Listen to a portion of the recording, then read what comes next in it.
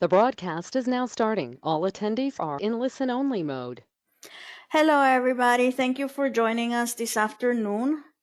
We have not met since December, and this is our first call for the LawHelp Interactive Online Forum community.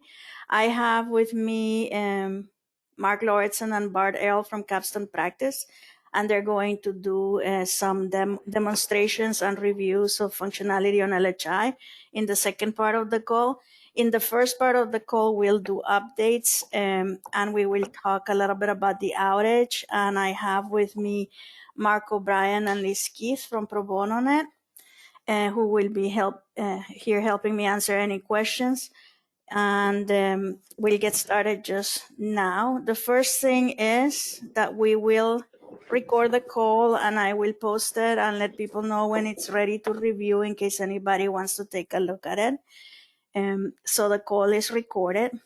Everybody's gonna be on mute, but we will break in the middle and open it up to see if people wanna raise hands or wanna ask questions. And so if you raise your hands, we'll unmute you and we'll let you ask your question, or if you wanna type it, we can read it so everybody knows the question and what we're answering.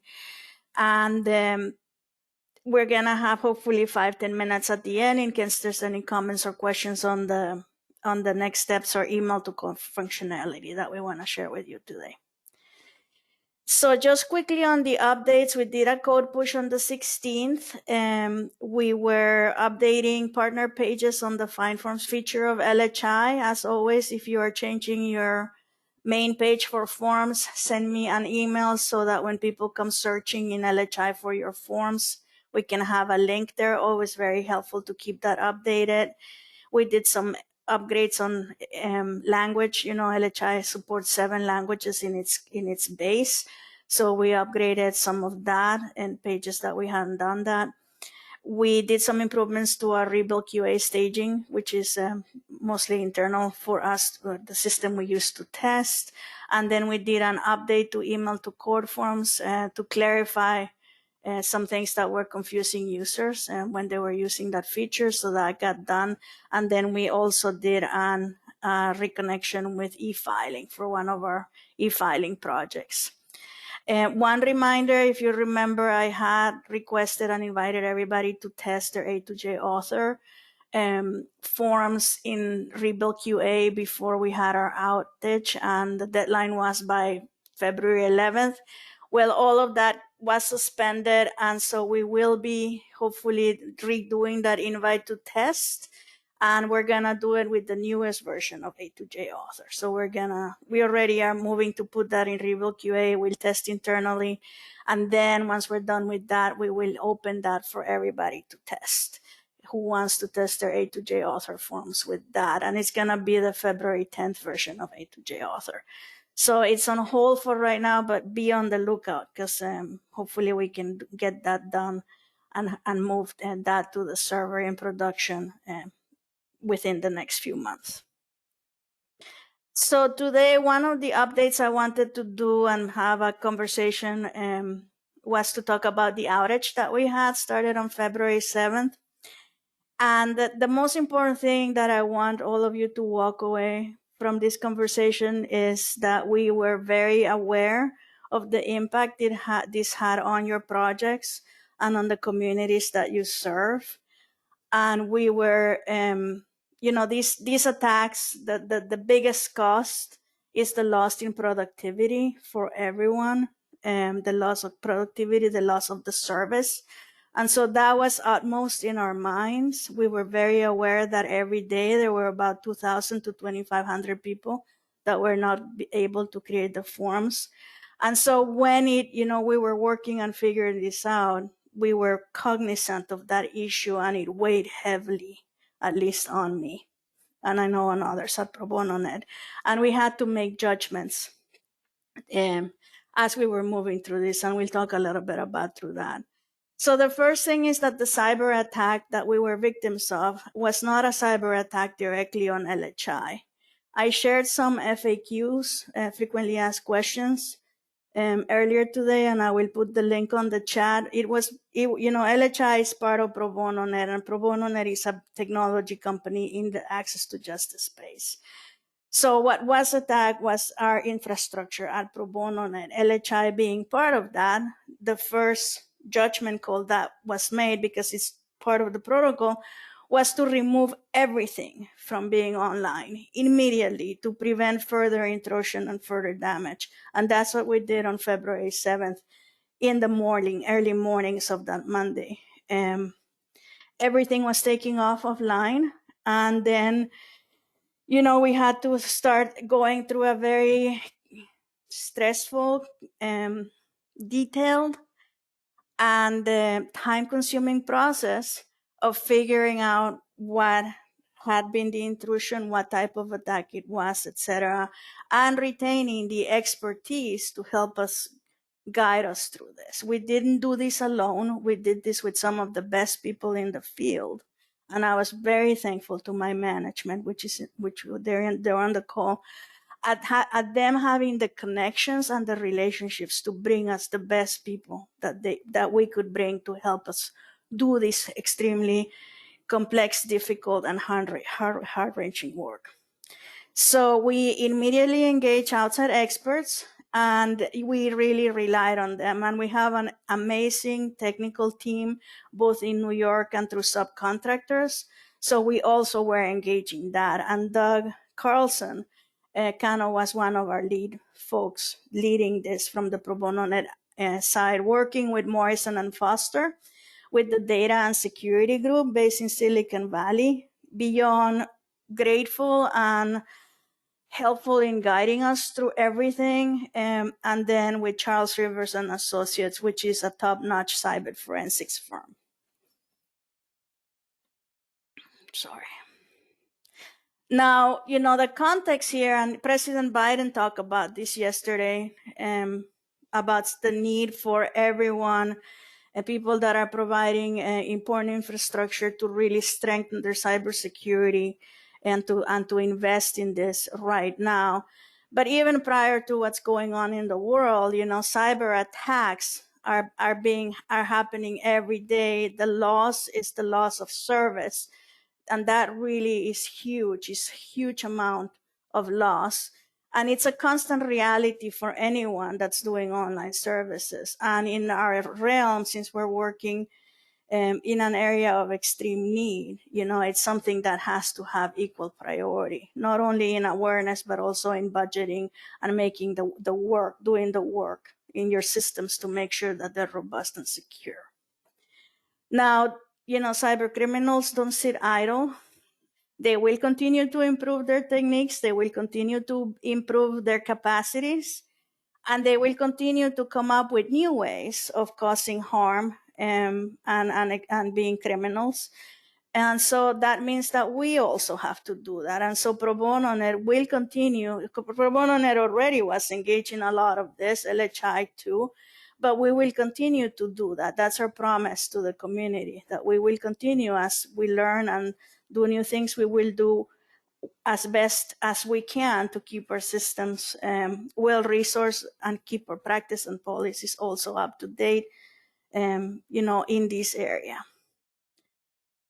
Now, we got a lot of messages. Very quickly, we were able to redirect the LHI page, encouraging people to sign up to receive emails. One of the things that happened is that when we took everything down, we took down the listserv, so our communications were hampered. And I know that was really distressing to everyone. It was distressing to me that I couldn't use the email list, how we always communicate with all of you for most of the things that are happening in LHI. That capacity was gone when we took everything offline. And so it took us a little while to rebuild email and messaging capacity, but I'm very thankful to Lee Skith, who's on the call here, to our attorneys, and to everybody that helped us centralize all the communication, because that's what you do when something like this happens. It's standard procedure to centralize all the communications, and then to get the communications as often as we could when we had information to share. We rerouted the page, like I said. People started to sign up for notifications, and we started getting out the messages as frequently as we had when we had information to share. We were not messaging with speculative dates. We did not want to mislead on dates or tell you that we were going to be ready to come on a certain date when in fact we hadn't finished our job of figuring out, how we were going to bring the system up. We had to think all of that, and we had to bolster all of our systems before we brought them up. We were not just going to turn everything back on without doing our due diligence.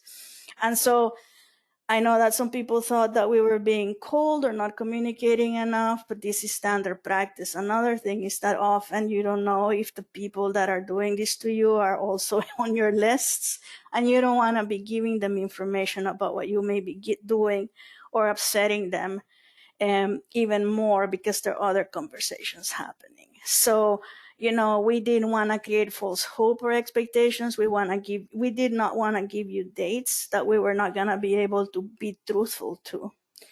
And,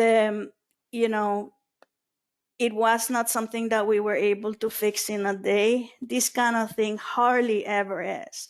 And in the presentation, and in the page for the call, I did put a link to a video that was done by the National Center for State Courts, where the Alaska courts and the Texas courts talk very candidly about a cyber attack that they just went through and what it took for them to come on. But if you have a policy, if you have done this work before, you will know that it's not a 3-day thing. It's not a week. It's not 3 weeks.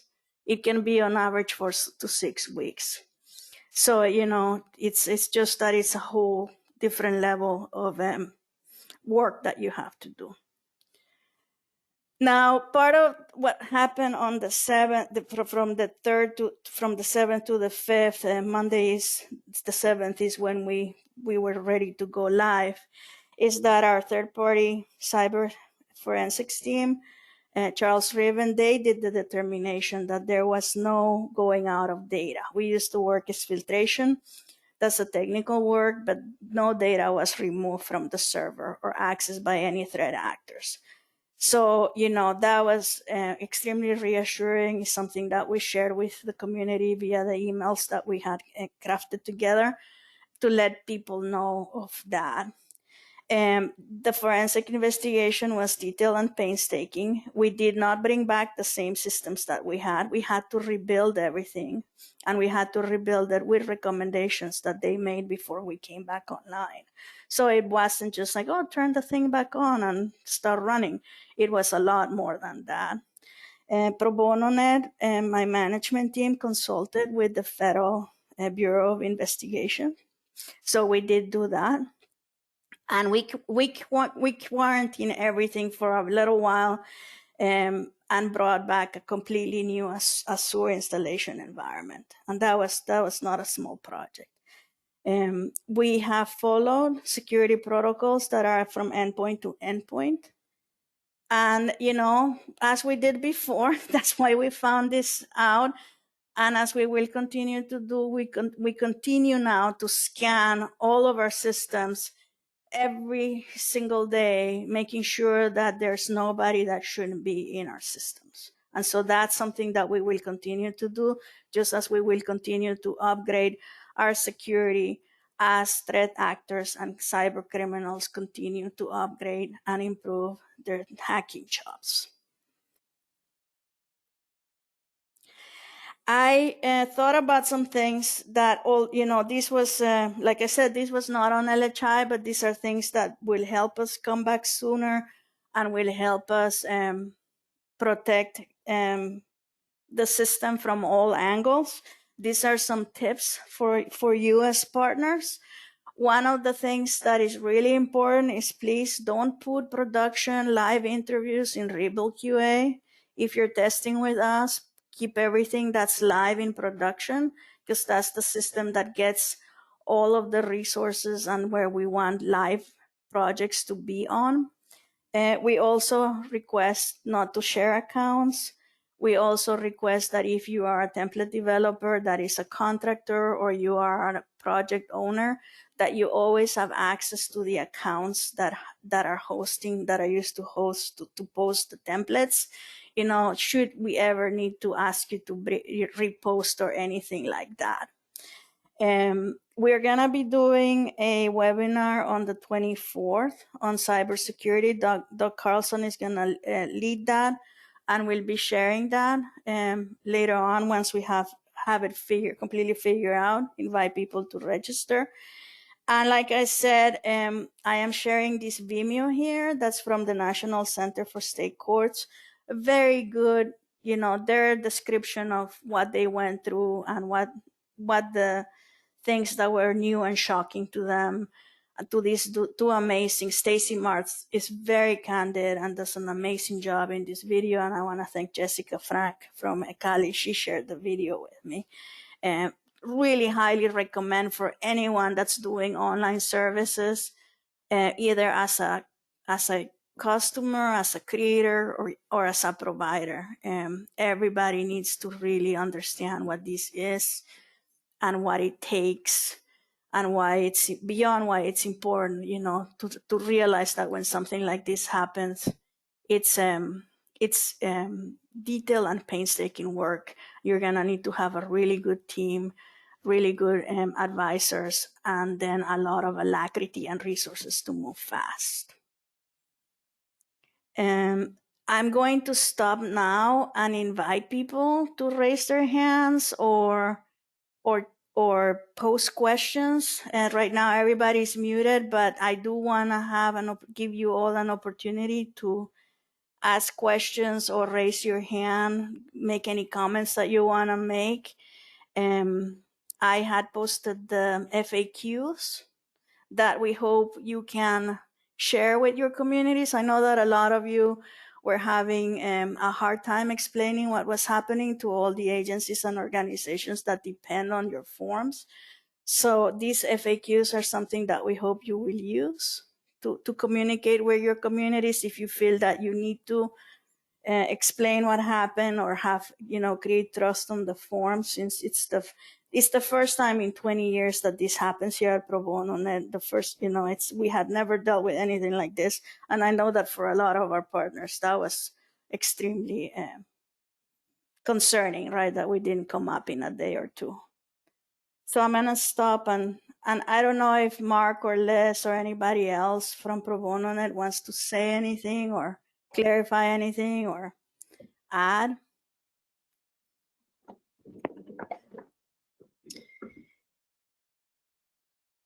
Thanks, Claudia. This is Liz. I think that was a really thoughtful and thorough summary. And just on the FAQs, I think Claudia mentioned that she has sent those to our LHI community listservs. But if you are not on those listservs, those also, I think within the hour, will be going out to our broader LHI contact list that we were communicating status updates about the outage. So those are en route if you have not received them already. Thank you, Liz. And I think I put them on the chat, right, for everyone?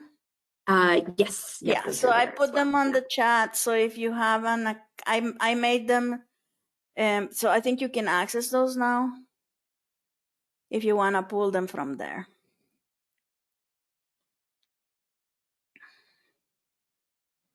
Anybody have any questions or comments or anything that they want to raise?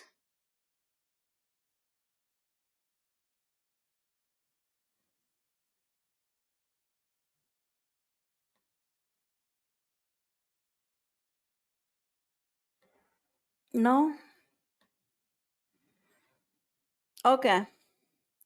Well, we won't belabor the point, then we'll move on to the next, which are the demonstrations of the next steps and email functionality for LHI.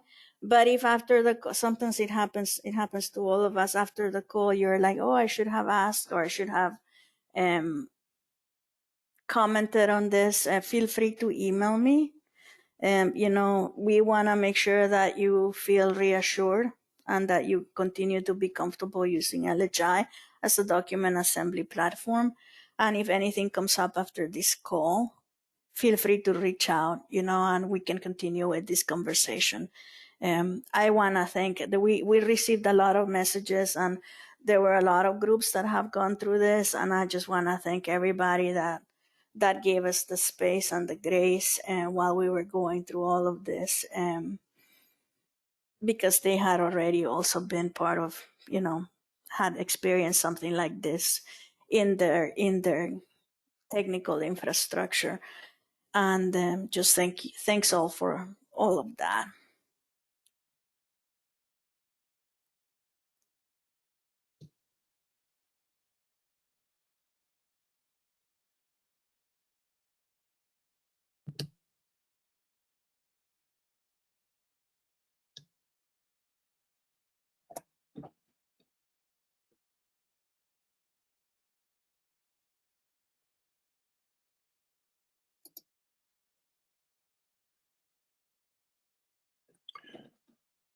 Hey, this is Mark Larson. I seem to have lost Claudia. Hopefully people can hear me.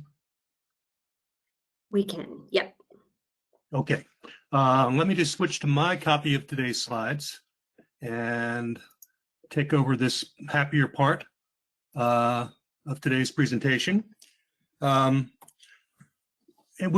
covers two topics, and we'll do it pretty quickly, but on the general theme of how can we go beyond what LHI has historically done, which is to present rich interviews to gather information and choices from litigants and self-represented users and their advocates, to provide various forms of individual guidance, and to generate customized documents. I mean, that's already quite a lot, and that's an incredible contribution, but there's more. Users need other kinds of help. Specifically, what do I do after this document has been generated? How do I get it filed? What should I do next in my engagement with my adversaries in the courts and the world to deal with my legal issues?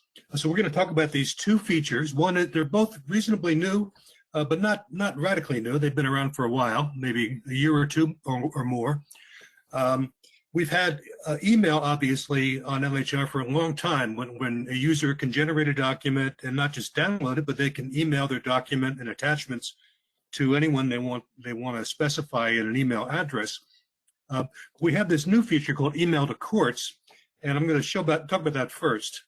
And basically, it's a simple idea. You can, as a developer of an LHI module, you can configure your interview such that when the user's done, they see a button labeled email to court. And it's preset to email to a specified court address. And it knows when you press it to send the documents you just generated and any other ones you may want to add to that pre-specified address. There's full documentation at the link on these slides, which will be posted on the Resource Center, available in the recording. We have a very simple example where we can actually not only have one email court address in the interview, but multiple depending upon the time of day the user says they intend to file. I think if I quickly show this, we'll go back over to LawHelp Interactive, and I'm going to continue running this very simple proof of concept, and you'll get the idea. We're not going to go behind the scenes as to how this works, but the idea is, as part of an interview, you can ask the user, hey, when do you plan to file this? Let's say we're doing this afternoon, Pacific time, and the interview now knows, okay, we're going to send it to this afternoon emails address at the court. So if you're at a court that accepts emails at different addresses depending upon time of day, you can do that. You can also program the subject line of that email to the court, and you can program a phone number for the user to call if they need to deal with their issue. So very quickly, and of course, in this case, if I finish my interview, I'm going to generate a document, but it's just a dummy. I'm not going to bother downloading it. A very quick introduction, but notice at the end of this interview, I've got this email, my form to the court or agency. When I press this, I of course have to say, who am I? What's my address? And I can upload additional files, add comments, and bam, I can send the whole package off to the court. So pretty powerful. There's lots of interesting variations on it. One I call out in the slides is not only can you vary it based upon the time of day, but you could vary it based upon the type of case.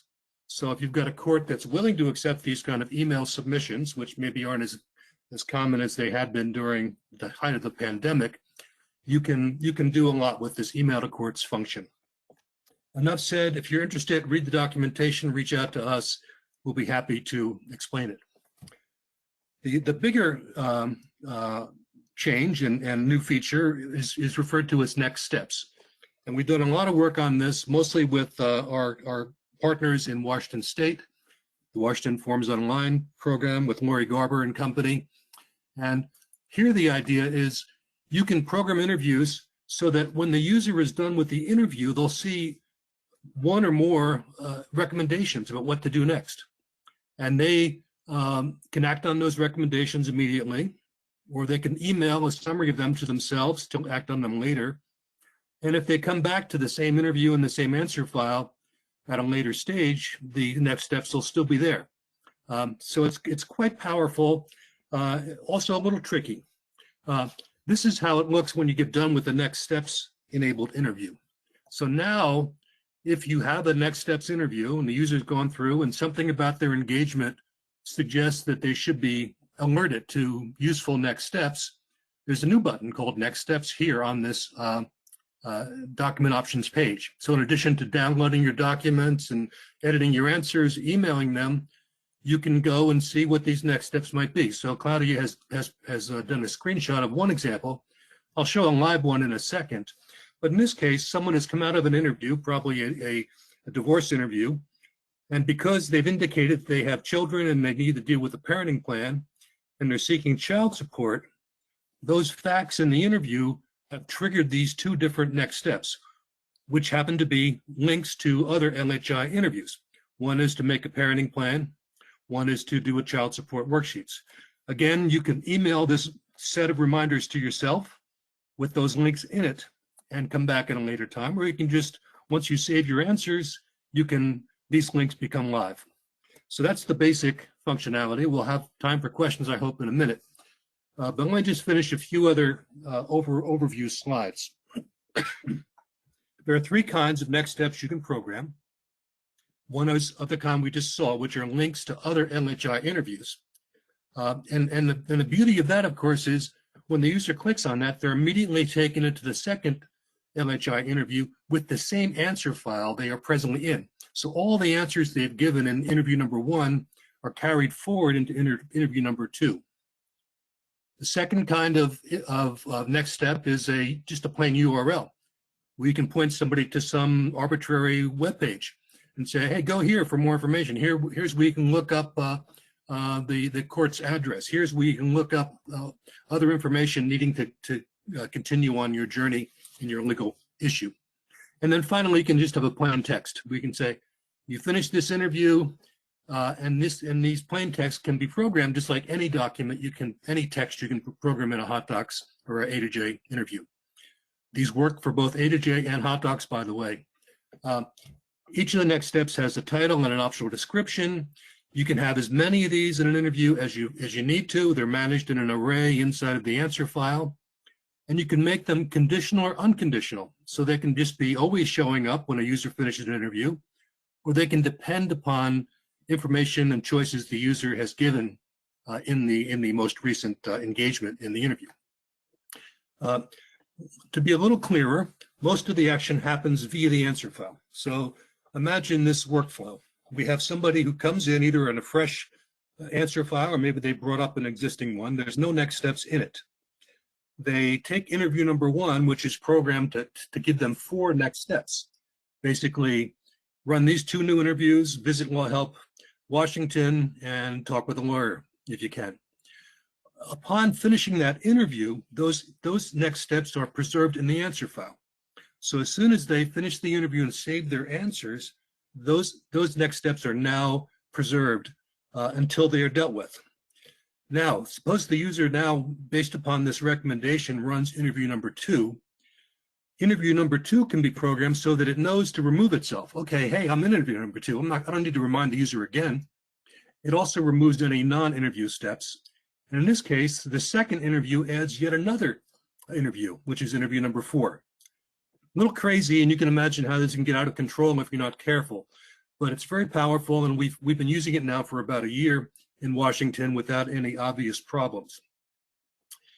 A few caveats. One is that these are really a supplement, not a replacement for all the different ways you can now provide guidance, right? You can have in-interview guidance that can be dynamic based upon what's going on with the user.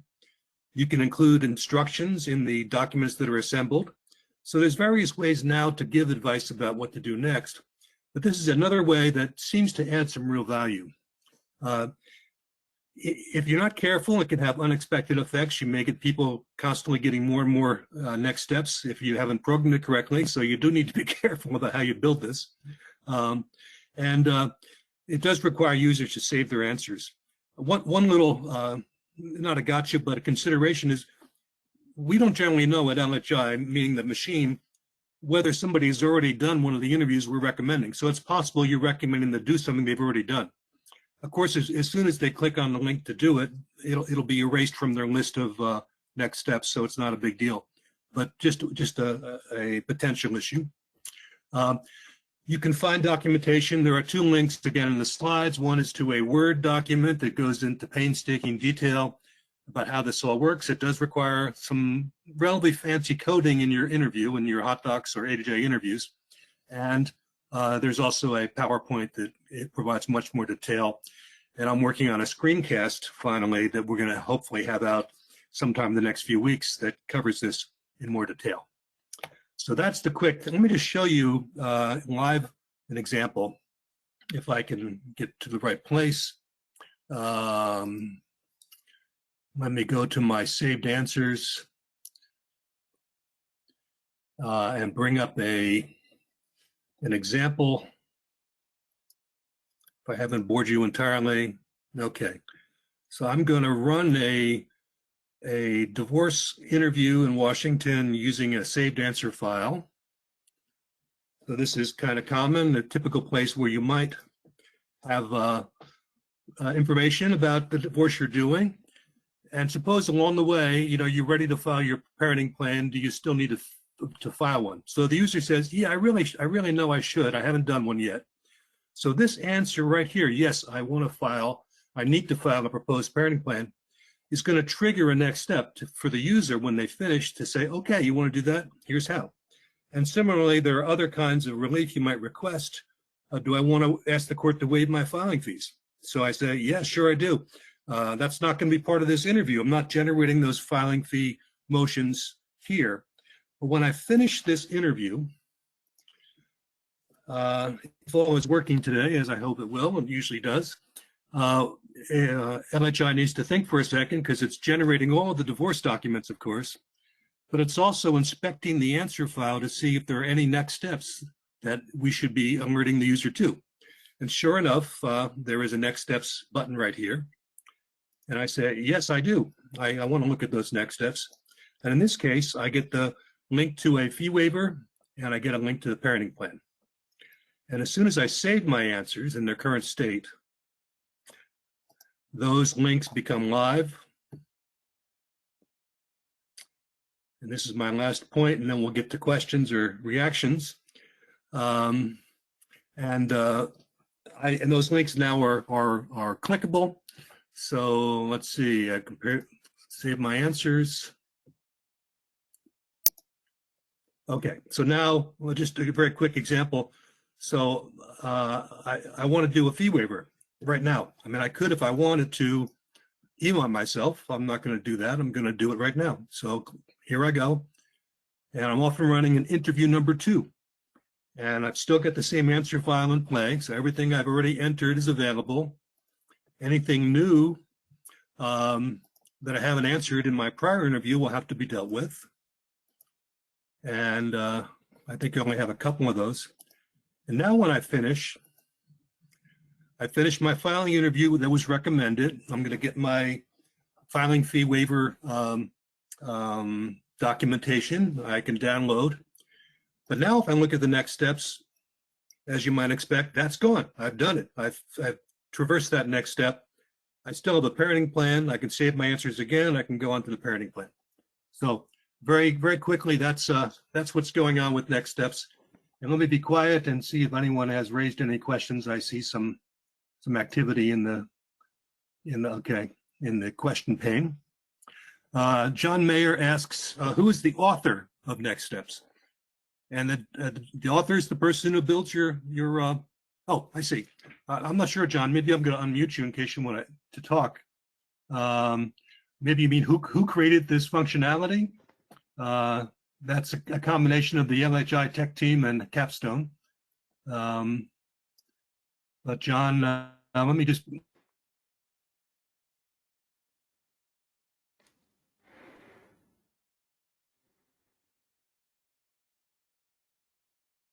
Yeah, John is unmuted. Yeah, I was just asking who writes, who decides what the next There you steps go. You're green. are. You're green.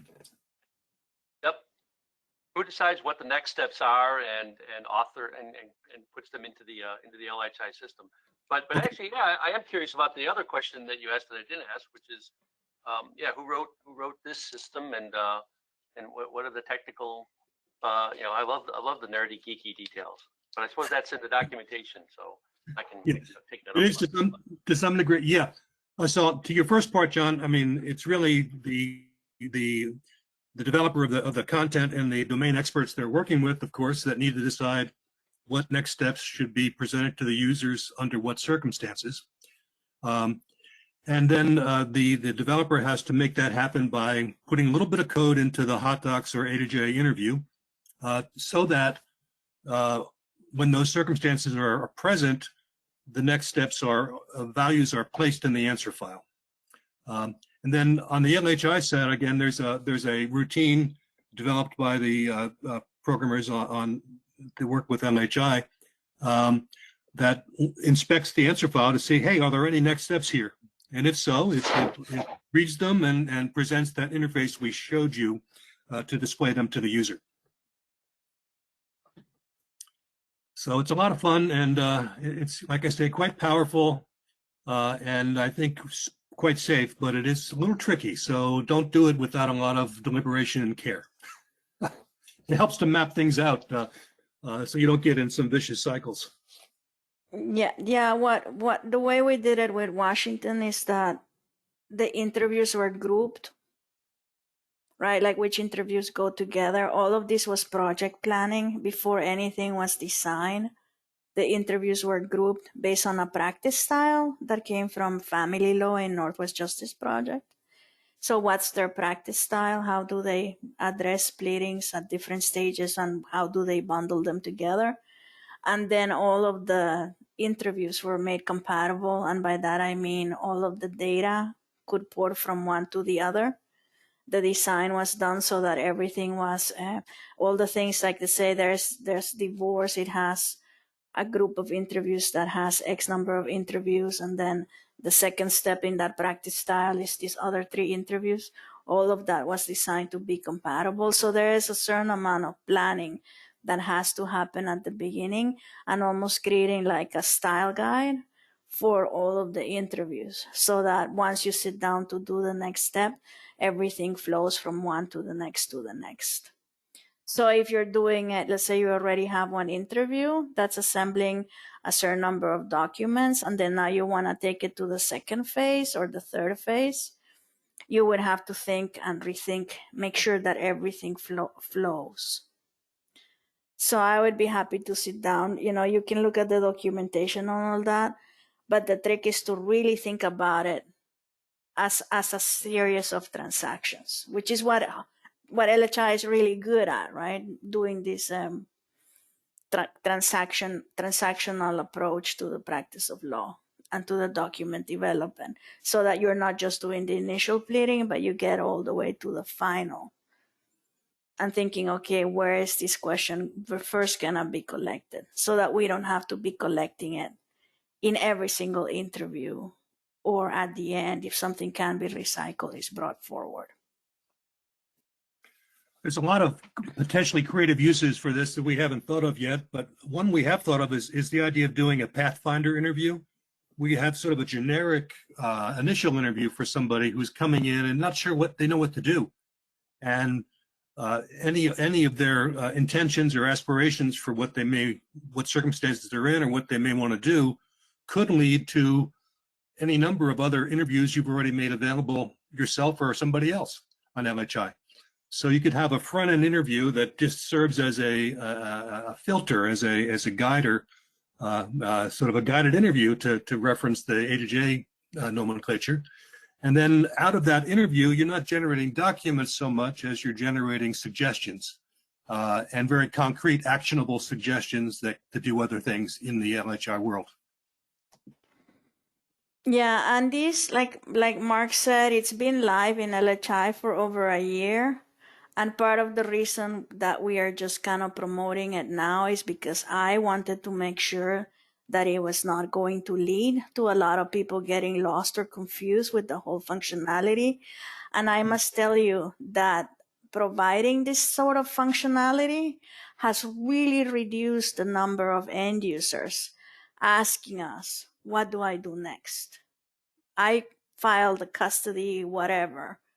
What's the next thing I want to do? Because people don't, if those instructions are not well expressed in a statewide website or in a staging page for a form, or if people don't read that, they invariably end up in a technical support inbox asking for what's procedural questions.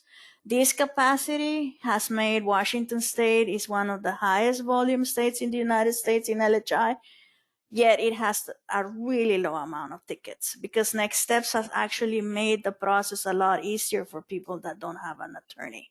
And remember, in Washington State, we don't have self-help centers like we have in other states. So people really don't have a place to go and say, hey, what do I do next? 30 days pass, what do I do next? This has been incredible in the sense that it has reduced a lot of those procedural questions from our technical support inbox. So it's been really great. And originally, I will say, it was one of the things that I talked with Lori, I don't want to do this if it's going to create all kinds of, I got an email and now I don't know what to do. But the fact that we have developed it so that the owner of the form can say, okay, if you use this interview, we'll remove this next step and then we can add this other next step. It has been super elegant. But all of that came from planning from the very beginning that we were going to develop 62 or I don't remember 69 interviews in 13 bundles to ultimately power up this. Mm-hmm. So it's been beautiful. It was definitely part of one of the things Lori Garber conceived from the beginning as an essential function, and they helped to fund the work. Washington State helped to fund the work that got this done. There are a couple questions in the question pane. I'll just mention from Jane and Jessica and John. Jane has asked, has Washington been able to do any user testing to see if people are using it? We're not sure how many people are using. Lori unfortunately can't be here today, but she tells us that she believes and understands that it is being used. We don't have any direct statistics yet on LHI to detect usage. But you're right, there is a potential danger. People will just download and email their forms and not click on the next steps. One beauty, though, of this method is that those next steps remain in your answer file. So if and when you come back to LHI to continue on whatever you were doing, you're going to be re-reminded unless until you actually act on the next steps. So there is a certain perpetual recommendation built in until you do things. Jessica asks, are we going to put these slides on the DA support site? I'm sure we are, Claudia. And you can then click on the documentation links, although those documentation links I have in the slides are already present on the Resource Center. So if you search the Resource Center for these topics, you can find the documentation without waiting for the slides. And John asks if we can post the links to the documentation or slides. I think I just answered that. Sorry, any other questions, Claudia, or comments on this topic? No, I really encourage people to think about this, and particularly as you develop more than just the beginning step and you're thinking you're going to really tackle eviction from receiving, from before you get the notice to create a habitability defense or a payment defense or, something. all the way to potentially summary judgment. This could be a really great way to give the person without the lawyer all the options and all the different versions of what they may need based on the answers that they're providing as they move along the progression of a case before court, during court, and after court. So highly encourage people to think creatively about this. And if there are other ways that you think that this could be done, and if you do it, let us know, because we would like to share that with the community, right? Like Mark said, we have been focused on, family law in Washington State, but there's probably a lot of other ways to take this and use it to guide people along the way. And so if you want to brainstorm about those kind of things, and we can, I would love to help you think through that, particularly if you're just thinking of a new workflow, and because this is very flexible. And then just the last other thing is that we will have our next call on May 24th, fourth Tuesday in 2 months, and that's gonna be at 3 p.m. at 2 p.m. same time. And so I'll be messaging the list on that. And if there's anything you want us to cover or showcase, let me know. Or if you're working on a project that you want to share with the community, we'd also love to share that. Happy to consider a topic. Welcome to suggestions. Any other questions or?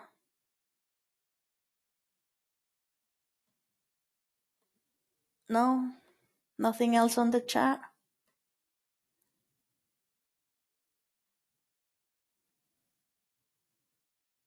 Okay, well, without more, we end a little early. Thank Thanks, you. Claudia. Thanks, Mark. Thank you, Hey, guys. everyone. Take care, everybody. Bye. Take care. Bye-bye.